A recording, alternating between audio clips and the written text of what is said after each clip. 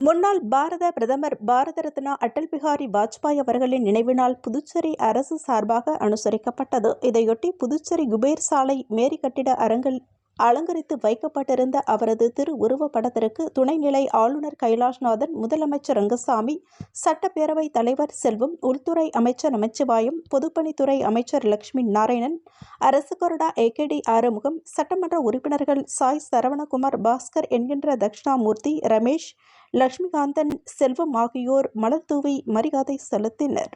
புதுச்சேரி பொதுநல அமைப்புகள் சார்பாக புதுச்சேரியில் மாபெரும் இருசக்கர வாகன பேரணி சுதேசி மில் அருகில் இருந்து புறப்பட்டு அண்ணா சாலை வழியாக காமராஜர் சிலை, நேரு வீதி, மிஷன் வீதி, மகாத்மா காந்தி ரோடு, முத்தியால்பேட்டை, மணிக்கூண்டு, சிவாஜி சிலை, ECR ரோடு, ராஜீவ்காந்தி சிலை, இந்திரா காந்தி சிலை, நெல்லித்தோப்பு சுப்பையா சிலை, MGR சிலை வழியாக புதிய பேருந்து நிலையத்தில் பேரணி நிறைவு பெற்றது. இப்பேரணிக்கு தலைமை ஏற்று சட்டமன்ற உறுப்பினர் நேரு ஆற்றிய உரையில், இந்திய திருநாடு தனது 79வது சுதந்திர தினத்தை கொண்டாடி கொண்டிருக்கும் இந்த வேளையில் புதுச்சேரிக்கான உண்மையான சுதந்திரம் இன்னும் கிடைக்கவில்லை. இந்தியா சுதந்திரம் அடைந்து ஏறக்குறைய 70 ஆண்டுகள் கடந்த பிறகு நாமாக விரும்பி பிரெஞ்சு அரசாங்கத்திடம் இருந்து விடுதலை பெற்று இந்திய தேசத்துடன் இணைத்து கொண்ட நமக்கு அதற்கான அங்கீகாரம் கிடைக்கப் பெறவில்லை.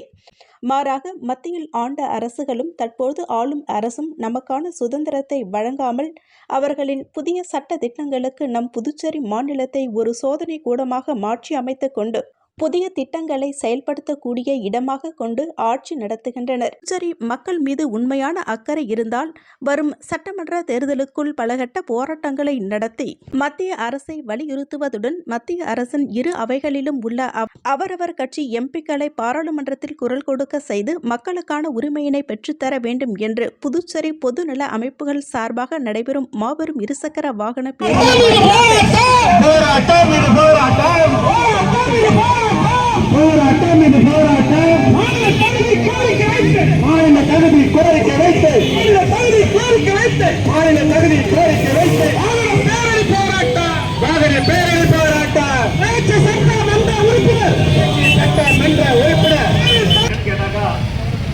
விரும்பி போய் அதற்காக நாம் பலமுறை போராடியும் மத்திய அரசு தெளிவாக இதை வலியுறுத்தி கண்டன மோட்டார் சைக்கிள் போராட்டத்திற்கு நாம் வலுசந்தரமாக இந்த நிகழ்ச்சியை நடத்தி கொண்டிருக்கிறோம்.